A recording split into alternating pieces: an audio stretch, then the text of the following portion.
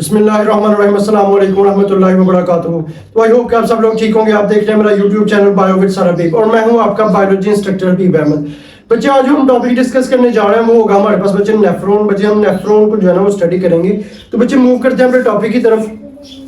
सबसे पहले कह रहा है कि अगर हम बात करते हैं टॉपिक, तो कह रहा है कि नेफ्रॉन है। तो नेफ्रॉन की अगर हम बच्चे डेफिनेशन देखें तो हमने पढ़ा हुआ है कि nephron are the basic structural and functional units of kidney. ठीक है, तो कह रहा है कि जो फंक्शनल एंड स्ट्रक्चरल यूनिट्स होते हैं किडनी को, उसको बच्चे बोलते हैं नेफ्रॉन्स। ठीक है बच्चे, आगे अगर नेफ्रॉन्स के हम बेसिक रीजंस की बात करें तो कह रहा है there are two basic regions of nephrons, one is cortex and second one is medulla. ठीक है, उसके बाद कह रहा है कि हम बात करते हैं व्हाट इज कॉर्टिकल नेफ्रॉन्स। तो कॉर्टिकल नेफ्रॉन्स बच्चे क्या होता है, कह रहा है nephrons that arrange along the cortex. कह रहा है कि ऐसे नेफ्रॉन जो अगर अलोंग द कॉर्टेक्स अरेंज हो तो उसको बच्चे बोलते हैं कॉर्टिकल नेफ्रॉन्स। ठीक है बच्चे, देखेंगे हमारे पास ये कॉर्टेक्स है, तो कह रहा है अगर ये nephrons along the cortex arrange हो तो ये हमारे पास कॉर्टिकल नेफ्रॉन्स होंगे। ठीक है, नेक्स्ट वन हमारे पास है बच्चे जक्स्टामेडुलरी नेफ्रॉन। जक्स्टामेडुलरी नेफ्रॉन्स क्या होते हैं, कह रहा है nephrons arrange along the border of cortex. कह रहा है कि ऐसी नेफ्रॉन्स जो बॉर्डर ऑफ कॉर्टेक्स पे बच्चे अरेंज होती हैं, या किसमें प्रेजेंट होंगे बच्चे,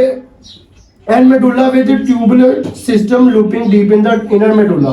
कह रहा है जो हमारे पास नेफ्रॉन्स के जो कॉर्टेक्स के बॉर्डर पर प्रेजेंट होते हैं, उसके अलावा कह रहा है जो ट्यूबुलर सिस्टम होता है यानी इनर मेडुला में ये प्रेजेंट होंगे, तो इसको बच्चे आप बोलते हैं जक्स्टामेडुलरी नेफ्रॉन्स। ठीक है, उसके बाद अगर हम बात करते हैं इसके फंक्शंस की, इसकी जो है ना रिस्पॉन्सिबल की बात करते हैं, तो कह रहा है कि production of concentrated urine. Concentrated urine की जो बच्चे प्रोडक्शन होगी वो किसके अंदर होती है, वो बच्चे होगी हमारे पास नेफ्रॉन्स के अंदर। ठीक है, तो हमारे पास कंसंट्रेटेड यूरिन क्या होता है बच्चे, ऐसा यूरिन जिसमें सॉल्ट्स की कंसंट्रेशन क्या होती है, ज्यादा होती है।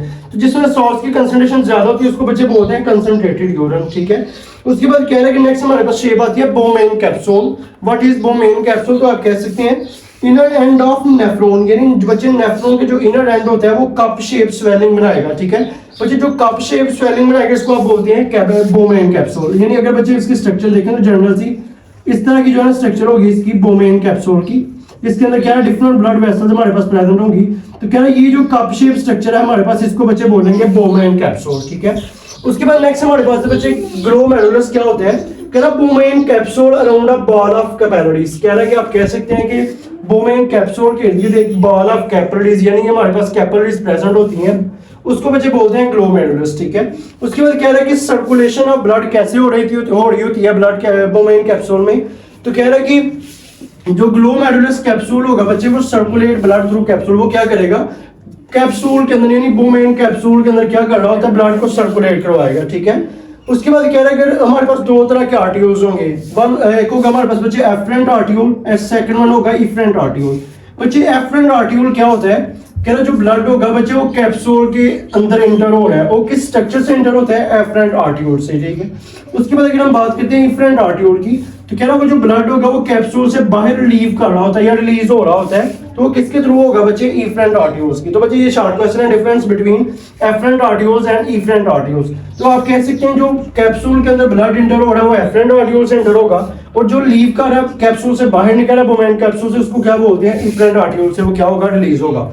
उसके बाद अगर हम बात करते हैं what is particular capillaries. Particular capillaries क्या होती हैं बच्चे, कह रहा ब्लड वेसल्स सब डिवाइड, कह रहा वो जो ब्लड वेसल्स होती है वो सब डिवाइड होंगी। ठीक है, and again into a network of capillaries. तो हमारे पास एक कैपिलरीज का गुच्छा बना देंगे, एक नेटवर्क बना देंगे, उस बच्चे के नेटवर्क के गुच्छे को कैपिलरीज के नेटवर्क को या गुच्छे को आप क्या बोलते हैं, पर्टिकुलर कैपिलरीज। ठीक है, उसके बाद अगर हम बात करते हैं बच्चे, तो कह रहा बोमेन कैप्सूल क्या होगा, आगे फर्दर 3 डिवीजन में डिवाइड हो रहा होता है, यानी 3 ब्रांचेस में आप कहते हैं 3 ट्यूब्स में डिवाइड होगा। One is distal tube, second one is loop of Henle and the third one is proximal tube. ठीक है, तो कह रहा है ये जो प्रॉक्सिमल ट्यूब, ये जो सारी बच्चे ट्यूब्स होती है वो एम्प्टी वाइज किसके अंदर मतलब एम्प्टी हो रही होती हैं, कलेक्टिंग ट्यूब के अंदर, यानी जिनके इनके अंदर जितना भी फिल्ट्रेट होगा बच्चे वो किसके अंदर इंटर होगा, कलेक्टिंग ट्यूब के अंदर क्या हो जाएगा, इंटर हो जाएगा। ठीक है, उसके बाद कह रहा है ये जो फिल्ट्रेट होगा, filtrate from glomerulus pass through this structure.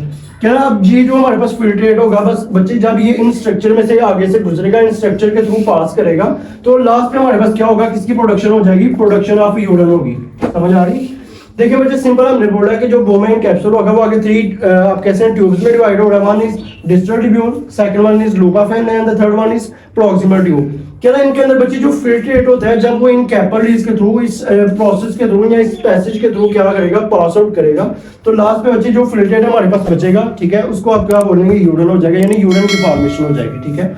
उसके बाद नेक्स्ट हमारे पास है बच्चे पर्टिकुलर कैपिलरीज क्या करती हैं, फंक्शन ऑफ पर्टिकुलर कैपिलरीज क्या होता है। कह रहा है इंटरमिगल, कह रहा है ये जो कैपिलरीज होती हैं आपस में मिक्स होती हैं, आपस में अटैच होती हैं, यानी बाइंड होंगी। कह रहा है intermingle with the proximal and distal tubule of nephron. कह रहा है ये जो पर्टिकुलर कैपिलरीज हैं बच्चे, ये पहले प्रॉक्सिमल और जो क्या करती हैं डिस्टल ट्यूब्यूल होते हैं बच्चे, इनके साथ क्या करेंगी, कंबाइन करेंगे या इंटरमिगल हो जाएंगे, यानी अटैच हो जाएंगे, ठीक है।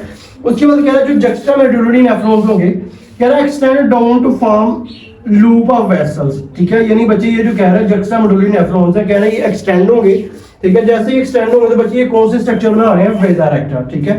उसके बाद अगर हम बच्चे बात करते हैं कि जो फंक्शंस होते हैं, सबसे पहले कह रहा है कि हमारे पास 3 तरह के होते हैं। फिल्ट्रेशन होता है, ग्लोमेरुलस फिल्ट्रेट भी आप जिसको बोलते हैं बच्चे, रीअब्जॉर्प्शन होता है, ठीक है।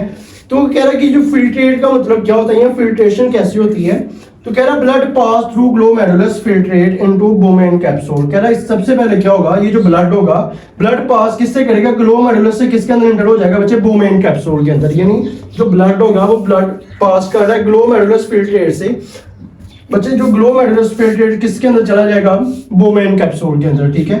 कह रहा फिल्ट्रेट हेयर को, कह रहा है कि ग्लोमेरुलस कैप्सूल पोरस, कह रहा है जो ग्लोमेरुलस की वॉल्स होती हैं, जो उनकी वॉल्स होगी वो क्या होंगी, पोरस होती हैं, यानी खाली होंगी, ठीक है।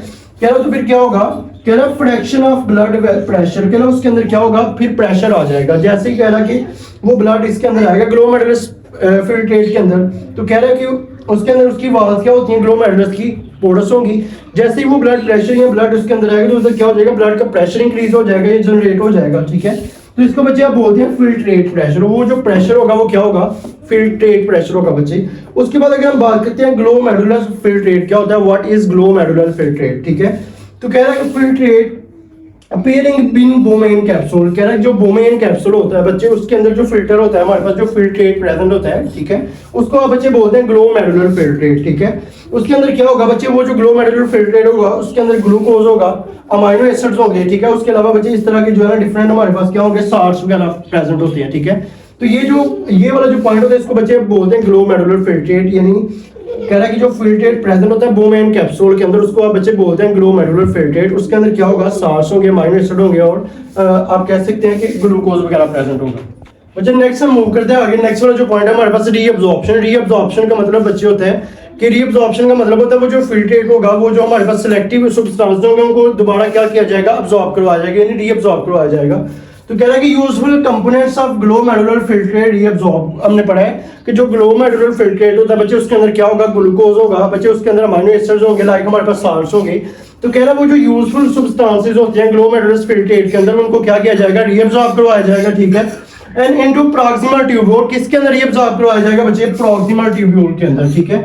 उसके बाद कह रहा है कि वो जो फिल्ट्रेट होगा, फिल्ट्रेट लीव प्रॉक्सिमल ट्यूब, यानी जो अनडाइजेस्टेड मटेरियल होगा, जो वेस्टफुल मटेरियल होगा बच्चे, वो क्या होगा, वो प्रॉक्सिमल ट्यूब से क्या हो जाएगा, बाहर निकल जाएगा, ये लीव कर जाएगा, ठीक है। और उसके अंदर बच्चे क्या होगा, नाइट्रोजनस वेस्ट प्रेजेंट होते हैं, ठीक है। तो बच्चे सिंपल हमने पढ़ा रीअब्सॉर्प्शन का मतलब क्या होता है, वो जो ग्लोमेरुलर फिल्ट्रेट होता है बच्चे उसके अंदर जितने भी ग्लूकोज होगा, आप कहते हैं साल्ट होते हैं, अमाइनो एसिड्स होते हैं, यानी जो यूजफुल सब्सटेंसेस होते हैं उनको क्या किया जाता है, रीअब्सॉर्ब करवाया जाएगा। और वो किसके अंदर बच्चे रीअब्सॉर्ब होंगे, प्रॉक्सिमल ट्यूब्यूल के अंदर। फिर वो कह रहे हैं कि वो जो अनडाइजेस्टेड या अनवेस्टफुल या वेस्टफुल मटेरियल होता है बच्चे, वो क्या होगा, वो प्रॉक्सिमल ट्यूब से बाहर लीव कर जाएगा, ठीक है। तो आप कह सकते हैं ये जो प्रॉक्सिमल ट्यूब के अंदर ये जो फिल्ट्रेट बच गया, ये फिल्ट्रेट बच गया, इसको इसके अंदर क्या होगा बच्चे, ये नाइट्रोजनस वेस्ट होते हैं और ये वेस्ट मटेरियल होता है, ठीक है। उसके बाद अगर हम बच्चे बात करते हैं लास्ट में सिक्रीशन की। सिक्रीशन का मतलब क्या होता है कि बॉडी से बाहर कैसे ये एक्सक्रीट होगा, ठीक है। तो कह रहा है tubular epithelium secrete substances into lumen. कह रहा है ये जो हमारे पास बच्चे जो ट्यूबुलर एपिथेलियम होगा ये क्या करेगा, वो जो सब्सटेंसेस होते हैं, ठीक है, उनको क्या करवाएगा, ल्यूमन के अंदर क्या करवाएगा, एक्सक्रीट करवाएगा। ल्यूमन क्या होता है बच्चे, हालो स्पेस होती है या हालो कैविटी आप बोल सकते हैं, हालो स्पेस और कैविटी, ठीक है।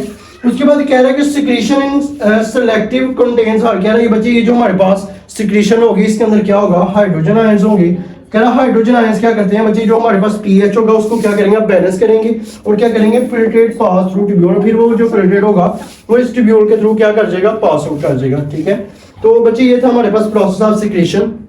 ठीक है, जिसमें हमने बोला वो जो सिक्रेशन होगा वो ल्यूमेन में अंदर पहले होगा, सिक्रेट होगा, फिर वो क्या होगा, वो बाइट कह रहा है उसके अंदर क्या होता है, उसके अंदर हाइड्रोजन आयंस होंगे बच्चे, वो बैलेंस करेंगे पीएच को, फिर वो क्या करेंगे, वो जो फिल्ट्रेट होगा वो बाहर निकल जाएगा। ठीक है, तो बच्चे ये था आज का हमारा टॉपिक। अगर हम इसके बच्चे जनरल स्ट्रक्चर की बात करते हैं नेफ्रॉन की, ठीक है, तो बच्चे ये आपके पास जो है ना जनरल सी स्ट्रक्चर है। ठीक है, तो कह रहा सबसे पहले हमारे पास ये देखें कॉर्टेक्स है, ये हमारे पास मेडुला होगा। ठीक है, उसके अलावा देखें ये रीनल आर्टरी है, रीनल वेन होगी हमारे पास, ये कॉर्टेक्स है। उसके अलावा बच्चे ये क्या होगा, ये यूरेटर होगा। ठीक है, उसके बाद बच्चे क्या है कि ये मेजर कॉम्प्लेक्स होता है, ये माइनर मेजर कैलिक्स होगा और माइनर कैलिक्स होगा। तो बच्चे ये इसके जनरल स्ट्रक्चर है। ठीक है, तो बच्चे ये था आज का हमारा टॉपिक जिसमें हमने बच्चे नेफ्रॉन के बारे में स्टडी किया है, what are their basic parts of nephrons and what are the functions of nephrons.